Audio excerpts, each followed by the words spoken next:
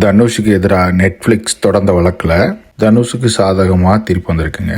நயன்தாராவோட fairy Dale wedding நானும் rowdy தான் movie செட்ஸில் எடுக்கப்பட்ட ஒரு கிளிப் பர்மிஷன் இல்லாமல் யூஸ் பண்ணதுனால தனுஷ் தரப்புலேருந்து லீகல் நோட்டீஸ் விடப்படுது. அதற்கு 10 கோடி ரூபாய், அதாவது அன்னைக்கு 1 டே காஸ்ட் ஃபார் ஷூட்டிங் ப்ளஸ் அந்த செட்டுக்கான அந்த செலவுகள் எல்லாம் சேர்த்து நஷ்ட ஈடாக கேட்டிருந்தாரு. இதை தொடர்ந்து நெட்ஃப்ளிக்ஸ் அந்த டாக்குமெண்ட்ரி சீரீஸ்லேருந்து அந்த கிளிப்பிங்கை ரிமூவும் பண்ணியிருந்தாங்க. இது பெருசாக பேசப்பட்ட ஒரு டாப்பிக்கு. இது கோர்ட்டுக்கும் போச்சு. ஃபைனல் வெர்டிக்ட் நெக்ஸ்ட் மந்த்துக்கா இருக்கதா சொல்கிறாங்க.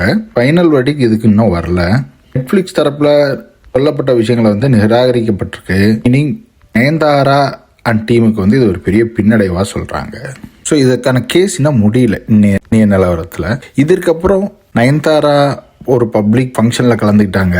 நிறைய ஆர்டிஃபிஷியலாக ஹைப்பு கிரியேட் பண்ணப்படுதுங்க. நார்மல் பர்சன் இல்லை இப்படி அப்படின்ட்டு ரொம்ப அரகண்டான பர்சனாக தெரிய ஆரம்பிச்சிருக்காங்க மக்கள் மத்தியில். அவங்க ஒரு ஃபேக் லேடி சூப்பர் ஸ்டார், உண்மையாகவே சூப்பர் ஸ்டார் நினச்சிக்கிட்டு இருக்காங்க. தனுஷ் ஃபேன்ஸ் தரப்புலன்னு சொல்கிறாங்க. அப்புறம் ஏதோ அந்த ஒரு வார்த்தை எப்படி ப்ரொனவுன்ஸ் பண்ணுறதுன்னு தெரியல, அது நயன்தாராக்கு ஆப்போசிட்டாகவே திரும்பிடுச்சு அப்படின்னு சொல்கிறாங்க. நீங்கள் என்ன நினைக்கிறீங்க அப்படிங்கிற உங்கள் கருத்தை கீழே உள்ள கமெண்ட் செக்ஷனில் சொல்லுங்கள்.